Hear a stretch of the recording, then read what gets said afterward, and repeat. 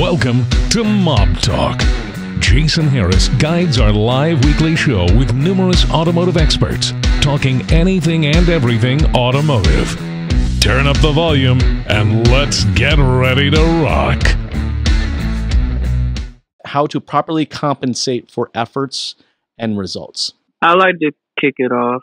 Coming from a salesperson standpoint, transitioning into a managerial role, I don't think, for me, myself personally, it wasn't about a dollar value, because growth is always going to come. I think the rewarding factor from a salesperson standpoint would be more knowledge about the business, being able to be educated, because that's what I think is the biggest piece that you have hypo sales individuals who are trying to find the what's next. So being able to be transitioned with the gift and a gift of knowledge is always going to bring wealth. You know, I had a conversation recently with a guy that's a controller for a Nissan store, and they were struggling with moving some vehicles, some older vehicles. And he said to me, he's like, I have no budget, so I can't spiff the cars. How do you think I'm going to motivate my sales guys to do this? And I said, okay, like we got to put our heads together. And I said, you got to go with free stuff, which is not often, you know, the free is not a word that jumps around in the dealership very often. So we came up with giving them the things that salespeople value the most. A lot of the times it's not money. It's, you know, getting that extra day off, getting the Monday off, getting the Saturday off, getting the better demo. Things like that. So we strategized in the end that the compensation in order to move these older units that have been sitting around for 300 days was to, you know, give them something for free that they value more than money.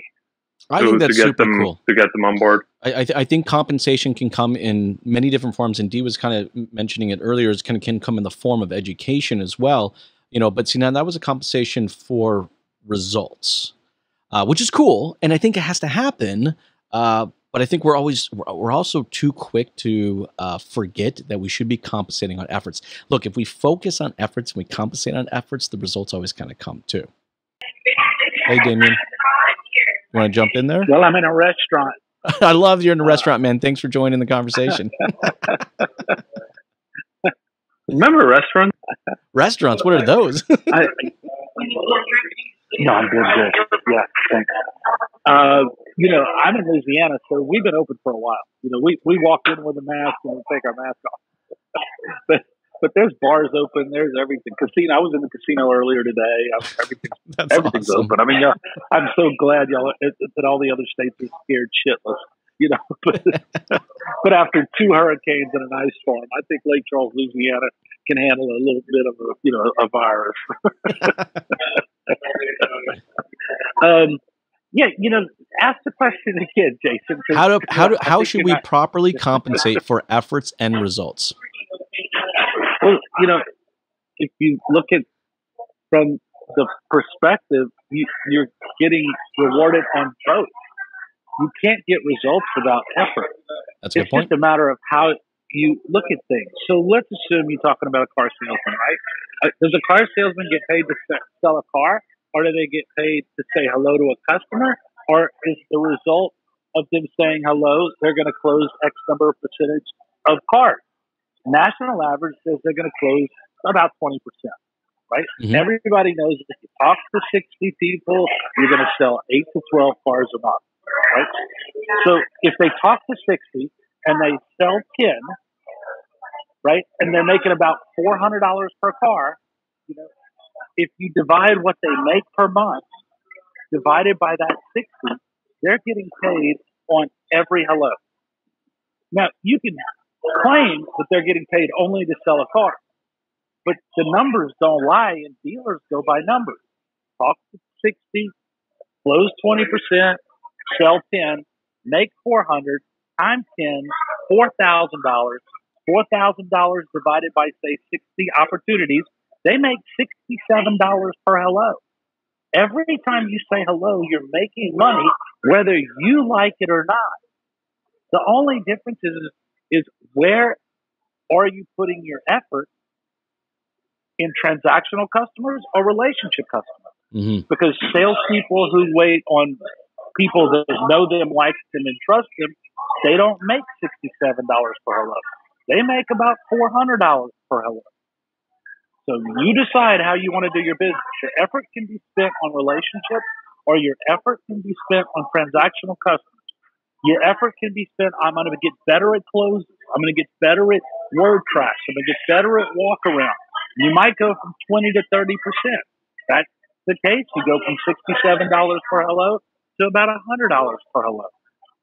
But the fact is you're getting paid every time you say hello. Service advisors are getting paid every time they greet a new customer. And it's not what they sell. It's the number of people they talk to and the quality of that engagement.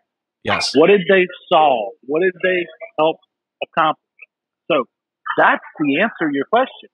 Your efforts are rewarded every moment you're at the dealership when you're with a fellow worker.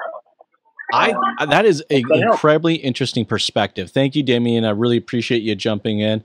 And I'm so glad that you're listening to us talk as you're enjoying a meal at a restaurant. Thanks, man. That's a very cool Jason. perspective. Does anyone want to add to that?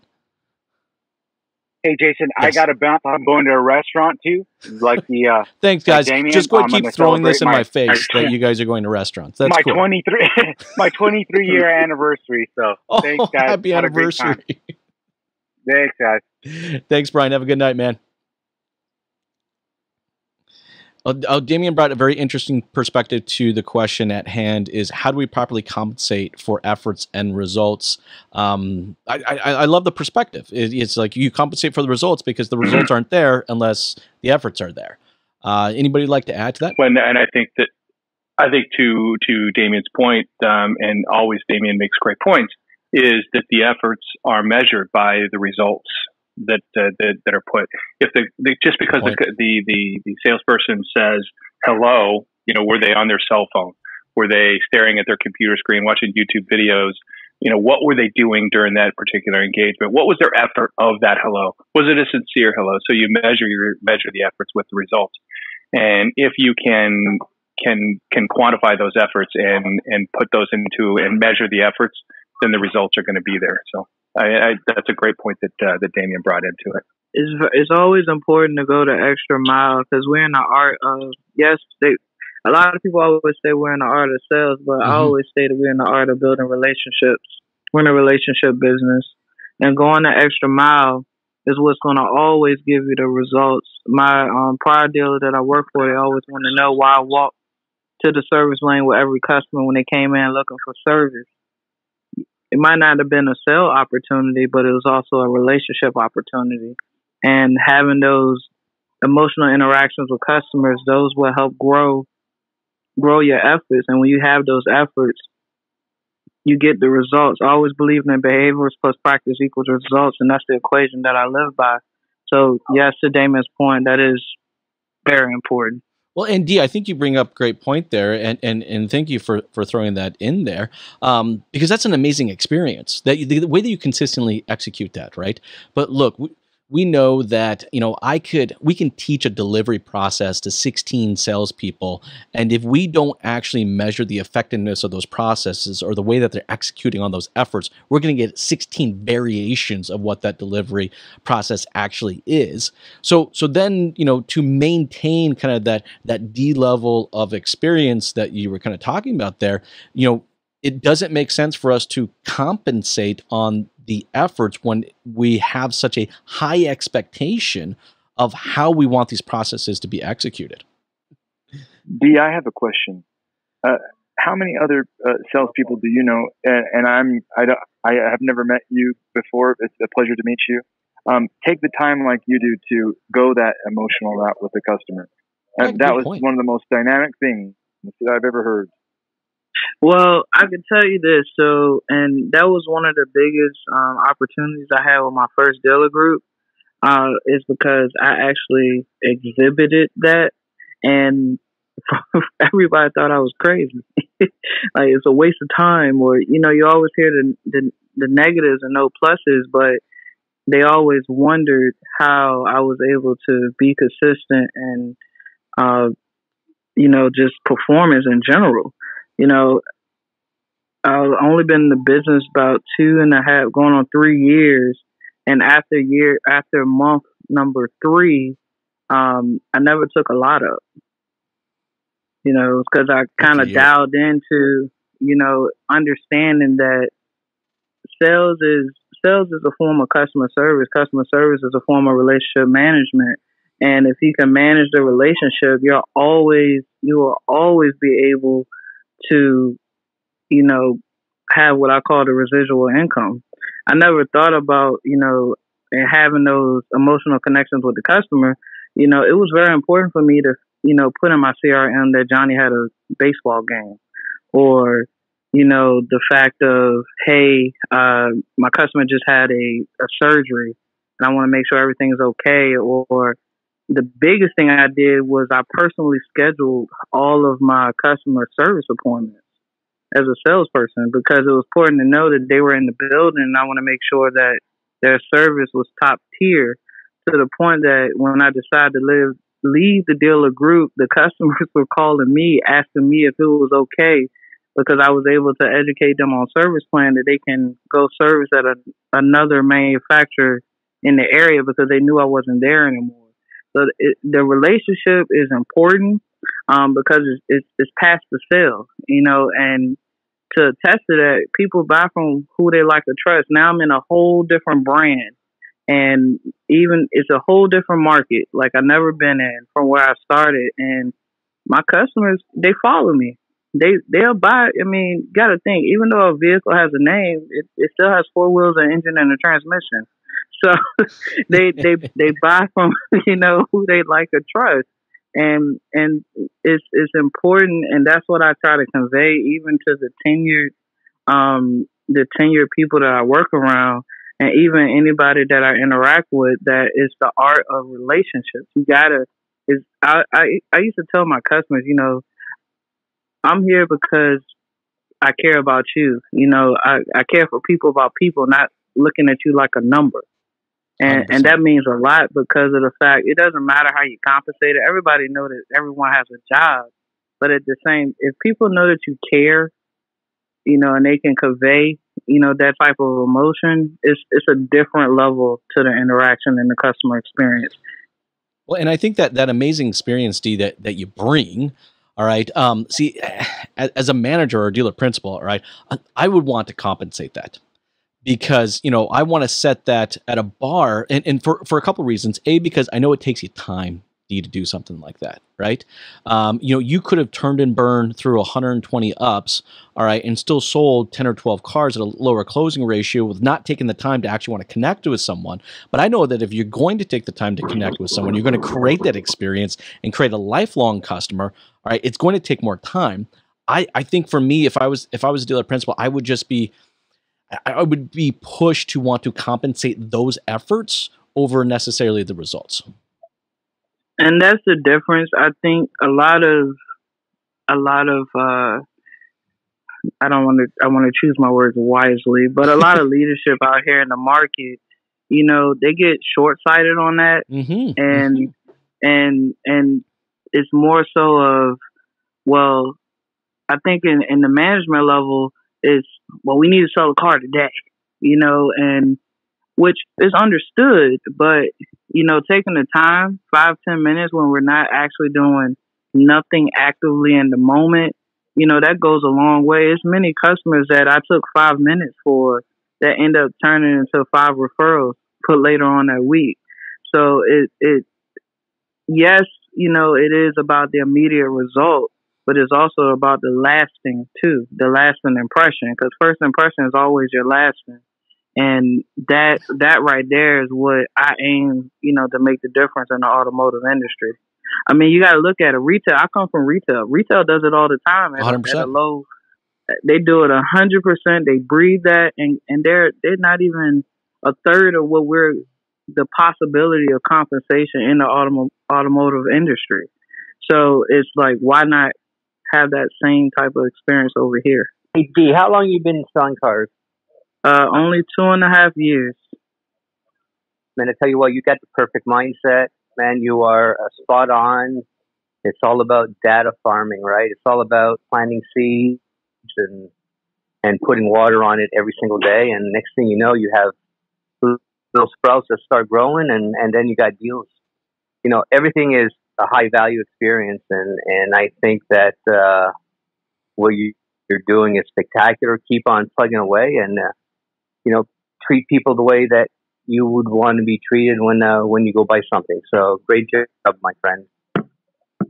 Thank you. And I actually transitioned off the floor with another dealer group to a internet director role, but I have been very much tapping my inner salesman soul to go back to the showroom floor. So I'm trying to find my way in the business right now, and where my shining light will be most effective. Can I just say something really quickly? Absolutely. Thank you, Dee. You inspire me, truly. And I want to say thank you for bringing up the fact that the emotional connection, you know, all these matrix, you know, that we run business off of, nothing can compare. I don't think there are standards for the fact that you just brought up emotional, meaningful connections, lifelong connections with intent. Like, you blew my socks off. And so, you know what? I don't know. I'm on cloud nine. Thank you. I'm going to follow you. And God. Hey, thanks, AJ. Actually, that's a really good point that AJ brought up real quick. If you guys see the people to your left or the people to your right or above or below you, please click on their pictures. Make sure you hit the follow button. These conversations don't need to start and die in these rooms. They need to continue long after. Thanks, AJ. Hey guys, I'm just going to do a real quick reset on the room. My name is Jason Harris. This is Automotive Talk, a sit down with the strategy mob. The conversation is being recorded, so please don't say anything that you wouldn't want your mother or your boss to hear. No, actually, I don't care what you guys say. We've had some great conversations tonight. We're actually in our third topic tonight, which is how to properly compensate for efforts and results. And I'm going to share a story real quick of how I did this at my own dealership. This was many years ago, but I think I was a little ahead of the game. In fact, actually, I got a lot of crap for doing this from other competing dealerships, is that I did not pay a commission. I paid a healthy salary, and I had a volume bonus. So when you first came to work with me, you started off with a salary of $45,000. All right, plus with a volume bonus, you could easily potentially make $80K in your first year. All right. Now, you had an opportunity to go from a 45 base up to a 65 base as long as you maintain a path of education that we have defined and put together as far as a training and coaching kind of curriculum that we put together. And you could, as long as you committed to it, you could easily get up to a 65K base within 18 to 24 months of working at the location. And I did this and got a lot of crap from other dealerships because I had a line of salespeople that wanted to come work for me. And this is where I think the conversation kind of started from, because I had a conversation this week with another dealership about what I used to do, and it brought on a pretty decent, heavy, heated conversation. But I think these are good, heated conversations. So I want to get your guys' thoughts on how to properly compensate for efforts and results. I'll throw in my hat here. Please, Brandon, thanks. So at my firm right now, our pay is dictated by the group level here. So there's not as much individual pay, but I think they've kind of struck a nice balance between the two. So currently, right now, for any new hire, they're immediately onto a salary plus some spiffs and volume bonuses there. But their salary starts at $28,000 for the first 3 months while they're there. At the end of the 3 months, they have the option. They can go to a full, strictly commission. I would call it like an old school type sales plan where you're full commission based on your results, or you can stick with a higher salary that has different, key metrics that you have to hit and follow as you go along to maintain the salary. And then also you still get your volume bonuses. You still qualify for F&I spiffs. You still qualify for volume spiffs as well. And if there's any individual spiffs at the store, those are still okay as well. And it's still, I think they basically started it last year on a really soft launch, but it's really kind of taken off this year with some more hires coming in and some people coming into the store here. So we have 2 guys who are on this new sales plan now. And that's super interesting. You have kind of a blue pill, red pill kind of a scenario here. Exactly, so we actually had both people started on at the we call it tier 1, tier 2, and there's also a tier 3. And so these 2-tier guys were on tier 1. Both of them after 3 months hit the required metrics for them to progress to tier 2. And one guy chose to go with the full commission, and the other guy chose to go with the the salary and the scripts and whatnot. And it was interesting. The guy who chose to go commission had come from the car industry, had been in the car industry for a while, sure, and had talked with everyone, and everyone was talking about how that was the better option. The guy who came from outside the car industry went with the newer pay plan with the salary and everything there. And having talked with both of them had the exact same reason for choosing the pay plan. Both of them thought that they knew what they were going to make, they were in charge of what they could make, and they felt comfortable with this pay plan. But it was funny that they both had the exact same reasons, but they chose two different things. So on one end, I think that pay plans are really designed. I think a really good pay plan gets the most out of your employees and your staff from a dealership level. But the right pay plan, you also have to manage to the pay plan. So for me as a sales manager, I have to understand that I have members on my team that are paid differently. They're motivated and they're even tracked differently. So I think from a management standpoint as well, you have to have a pay plan that you can manage to and understand yourself, because they'll come to you with questions and they'll come to you with problems and concerns, and you need to be aware of what their pay plan does and what it looks like and what it's actually telling them to. Because even the best, most well laid out pay plans, you're going to have a lot of people who are going to try and work their pay plan to their advantage as best as they can, and I guess that's the balance between management and sales as well. It's both try to get the most out of one another. So that is very cool. I haven't heard of a dealership kind of offering an A/B solution. That's really neat. But I think Brandon said one of the key things in that whole equation, even though both sales consultant, sales A and sales B said the same common thing, but the key thing is motivation. I find that in a lot of dealer experiences, dealer groups, they use the pay plan as a weapon of disciplinary, which it should be the opposite. Because compensation is compensation. I mean, everybody knows when they sign up for the job, it's just what's the most you're going to get out of it. And they use the pay plan as a negative versus, finding what motivates their people. So it can just be positives regardless of whom or what across the dealership. I agree with you, Dee, that I do think that sometimes you use the compensation plan as a weapon as opposed to a carrot. I would disagree with you a little bit, Jason, in regard to a all for one for all type of a pay plan. I'm not a big fan of the socialistic aspect or the communistic aspect of the pay plan, because there is always somebody who's going to gravitate towards the bottom. And it just seems that someone is not going to tend to work as hard. I really enjoyed, though, the fact that you did have a line of people, around the door wanting to work under that pay plan. My experience is that there's more people like Dee that are motivated by being in that $1 million car club or $1 million car sales club, that want to be a 20, 30, 50, 60, per month salesperson. And Dee, I really appreciate the fact that you've only been in the car business for 3 or 4 short years.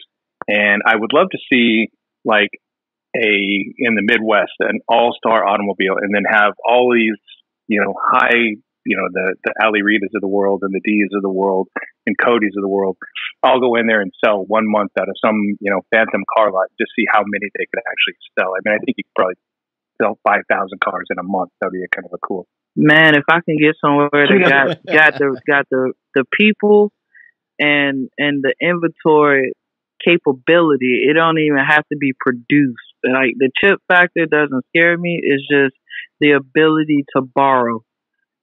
That's all I need. Yeah, to You're that so real, point, D. To that point that you made about putting everybody in one thing, you got to remember that a lot of these. Well, I work with 4 people over 100, and probably 80 people over 50, right? Cars a mile, and none of them do business transactionally. Yeah. So putting them in an environment that nobody knows them, that would screw up their world because they're just not used to that combat. They don't do combat. They don't do grind, right? Customers come in, they give them a hug, they talk about LSU football, they talk about how the fish are biting. Why the hell you here? I just bought a new boat.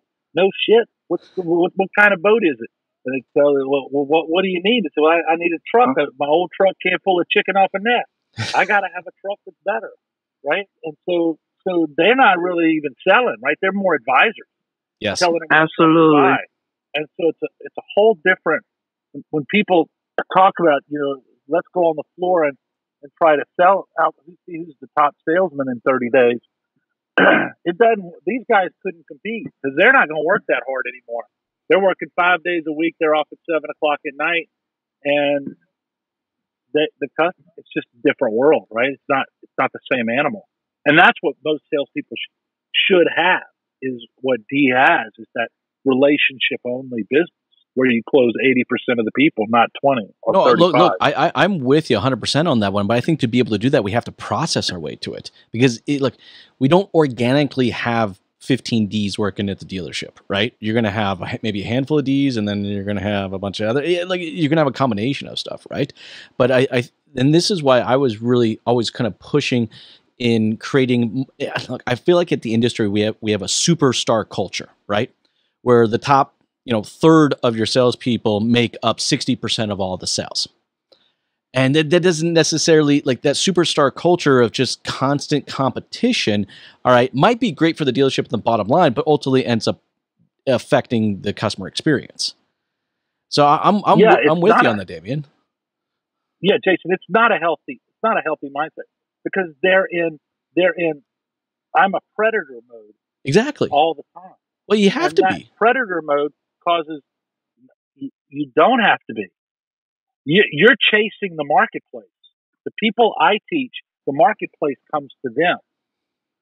There's a time. Look, there's three things. First of all, the first thing we have to do is teach salespeople how to do their business, and that doing is not just the transactional model that's taught, but the relationship community tribe model that I teach, right? That I've been teaching for 20 years, right? So that's the first key. How do you do your business, and what is the benefit to you to transition to a 100% relationship? And what's the second thing is, what's the success timeline? So the success timeline to accomplish that is at the beginning of the career. Most all of your business is transactional, with a few relationships coming in.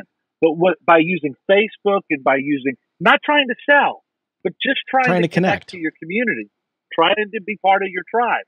That when there is somebody who needs something, they're coming to you. And somewhere around 2 years in the business, you're hoping to be at 50-50, 50% transactional and 50% relationship. Can you do it faster? Absolutely. Is that an easy timeline? Yes. Properly taught, you could be at 50-50. But the ultimate goal is somewhere between 3.5 years and 5 years. You're at that 100% relationship business.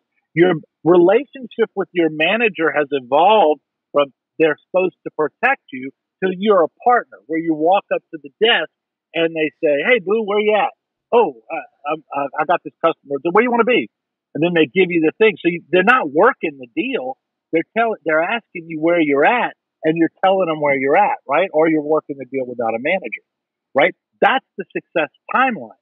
And then the third piece of it is what are the 5 pillars of high achievement? How do high achievers? How do you have to show up? Who do you have to be to get the business to work for you, to get it in the timeline? And that way you can have who you are at your best, your intentionality, your energy, your processes, and the relationship piece of the business. That's how you set it up. The challenge with our industry is training is flawed.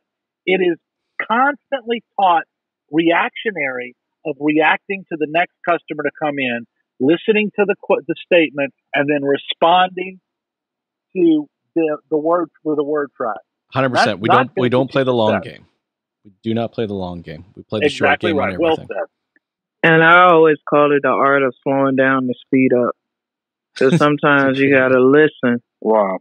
You got to listen first. And I used to have to tell my desk managers that all the time. You know, they always rolling the finger like, hey, hurry up. I'm like, no, because this is not the sale.